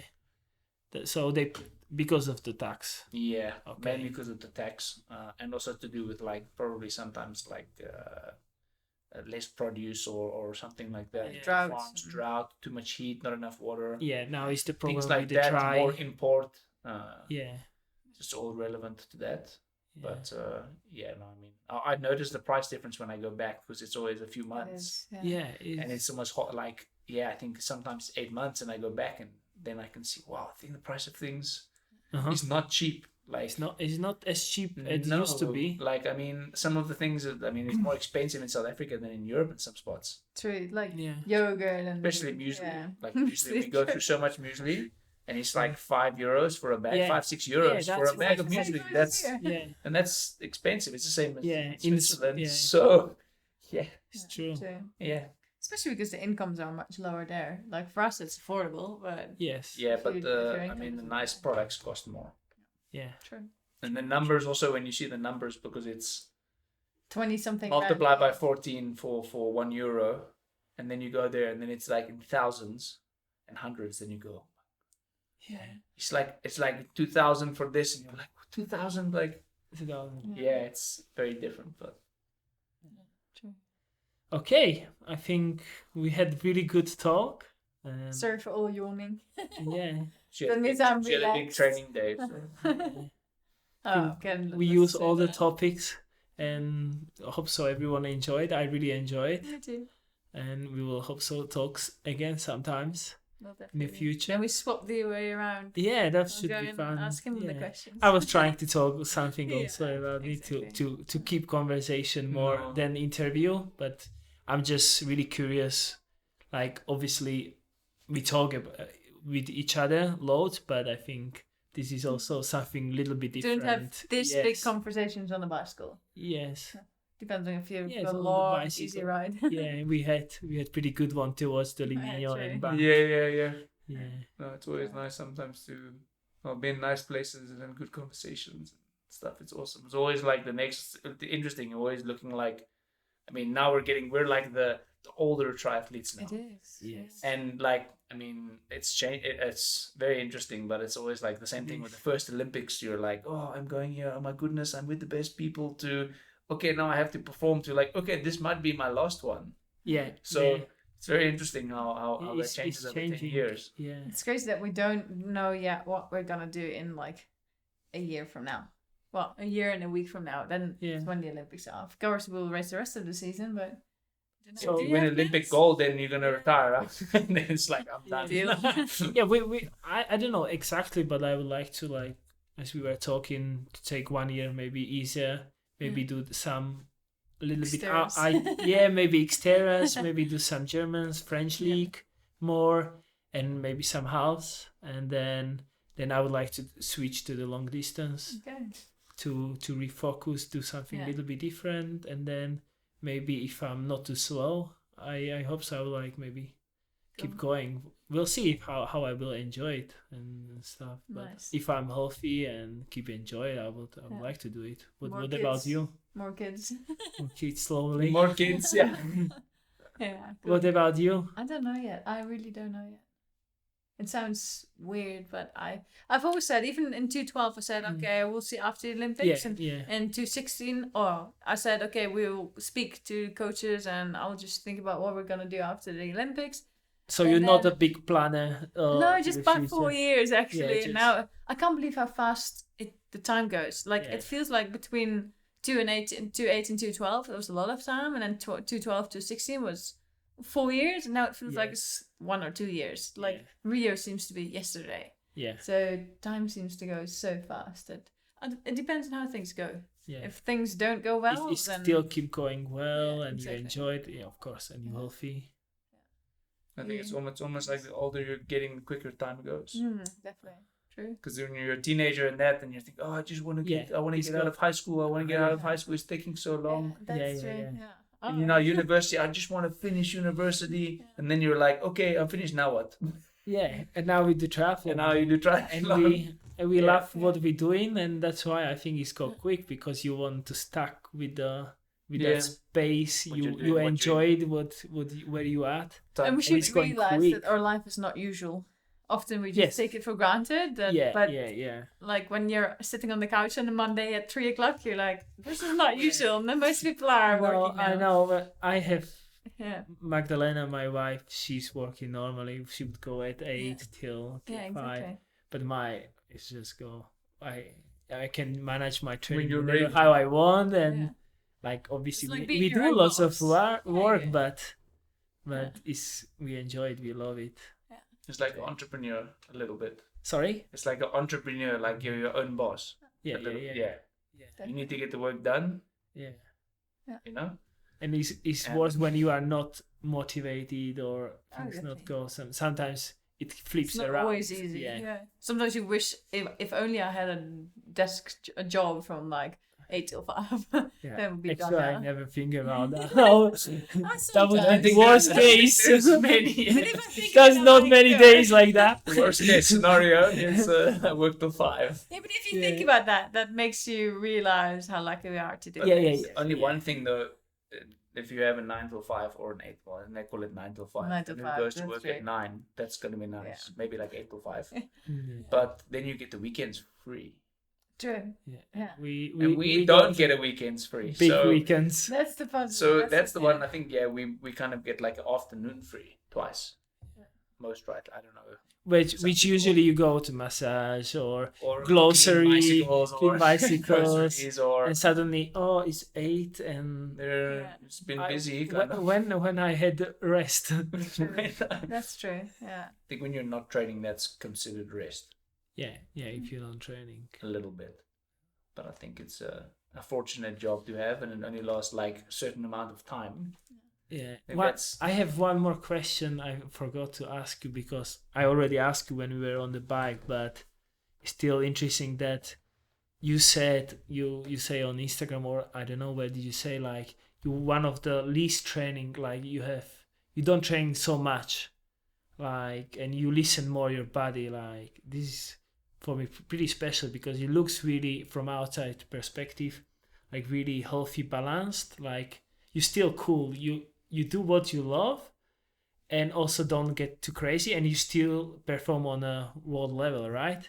And you also, so you both on I do the the same as him, more or less. yeah, Just and you sometimes a training little bit slower. and no, but he's Yeah. training with you, so and you female, obviously he has to go even slower. I think the easy stuff, right? But I think it's good that she slows you down, or I don't your think I opposite slow way. him down. No, don't get me wrong. No.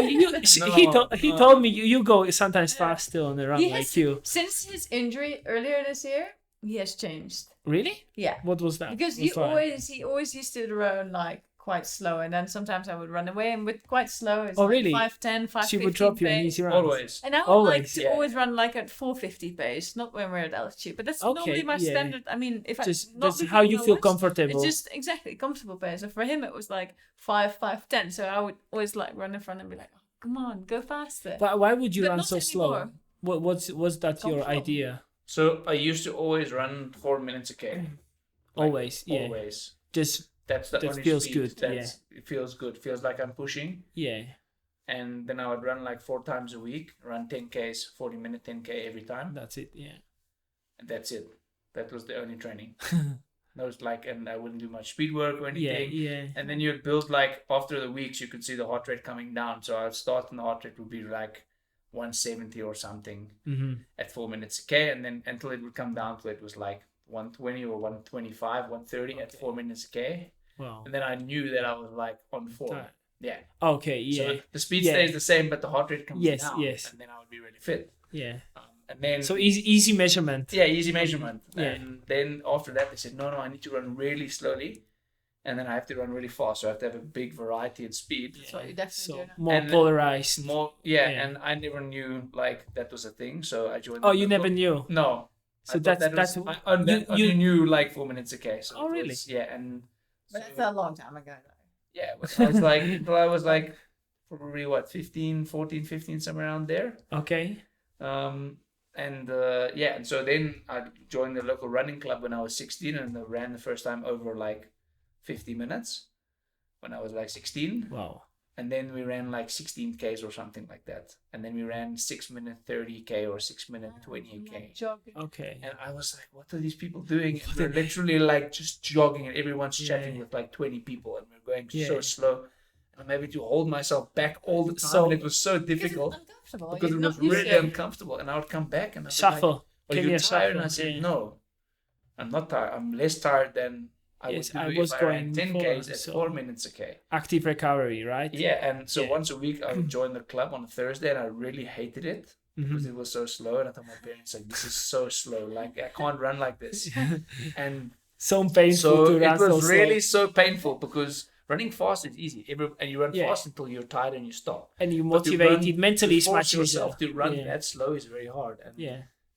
so that's kind of where I learned to run slow. Mm. And so I ran with them, and then I could manage the distance, and I was getting a bit older. And then they said, no, now I need to do like speed work really fast and then really slow. So I'd either go very fast or very slow, and no in between, Yeah. like nothing. Yeah. Because the guy said, you're never going to race there.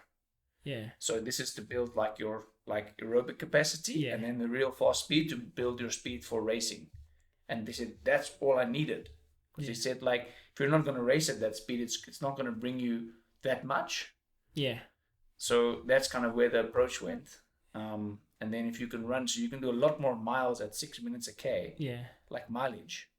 than Because you it's do not if you so run, because It's not so impactful, yeah, impactful. So yeah. you can run much longer. Like if you try and run for 3 hours, if you try and run at like 4 minutes a K, Yeah. That it would You'll be be destroyed. sweat. yeah. And also your heart rate, the like heart rate, and Mm. so like, yeah, if you run really slow and you can get your heart rate to be like very low, you can run for Yeah. much longer. and I think human is built to keep doing endurance for a long time. Like, Yeah. The hunting. But like hunting, but Very like short, we're not pursue, efficient, not very yeah, efficient. yeah.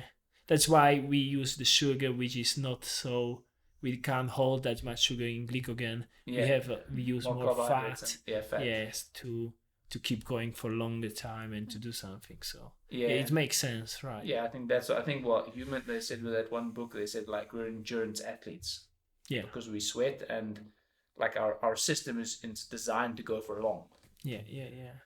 And so, Metabolically. yeah, it's quite interesting. It's like the direction of like a horse. They said it kind of like a horse because a horse sweats. So that's why they Yeah. say you should like Horse- also used for endurance usually. Yeah. And humans are kind of similar. So yeah, but it's I think it's interesting. And that's kind of how I learned the whole running and you keep going with the same with the cycling, with the running through the all years. Yeah, I think the cycling, the same thing. It's all like the feeling like it's easy.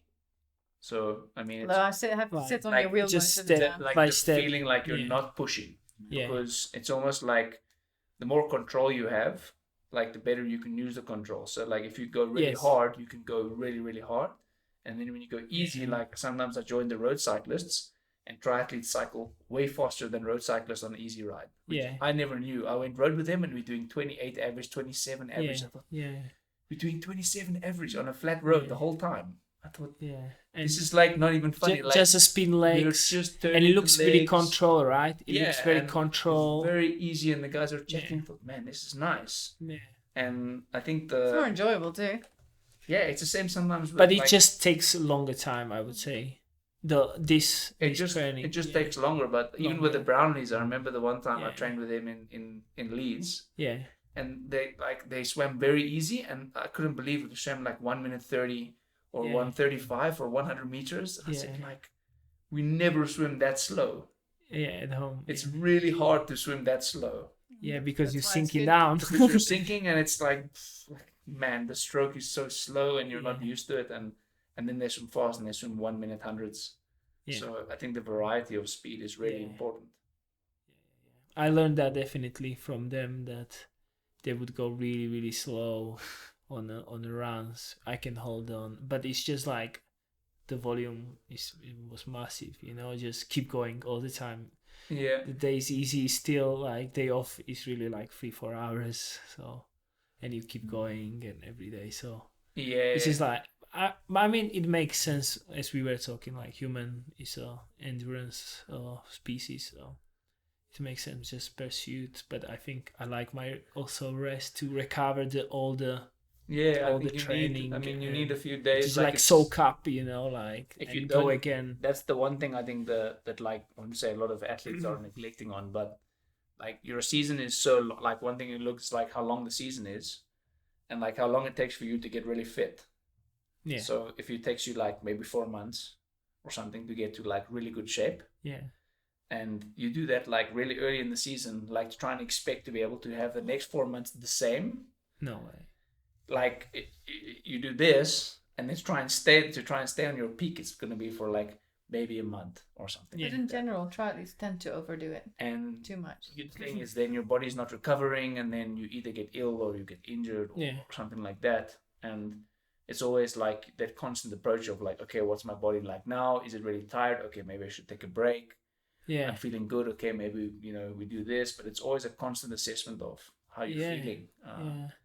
And And you like, I think, really good about that. Like, listen, like, not go by ego, because like for me, lots of time it's like I want to hold the volume, the training, the intensity, because I want to keep improving.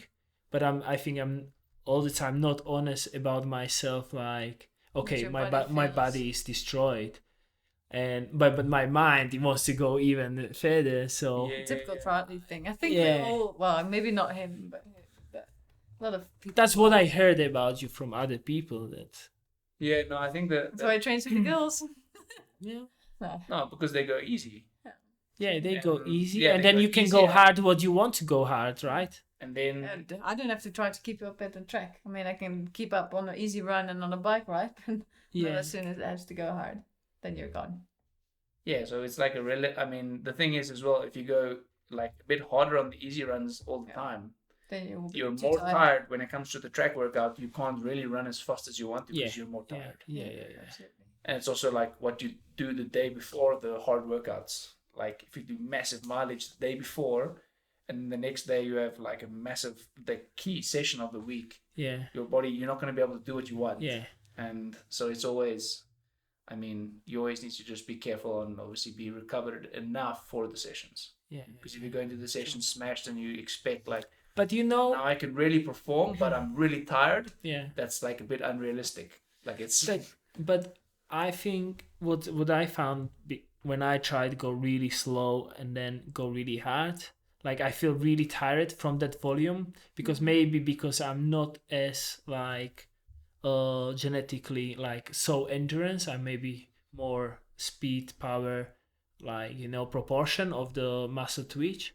So that's why maybe my definitely. recovery is a little bit slower after the endurance and all the training, and maybe you get much quicker, But the other thing I wanted to say that I start like, okay, I'm absolutely smashed, but I'm gonna start the training, the key session, as you said, and I would always perform well. Like, that was crazy about going really easy, and you would fall, like, because I think your nerve system would be really tired, like you feel very fatigued, but your muscles still can do it, Did you find the same?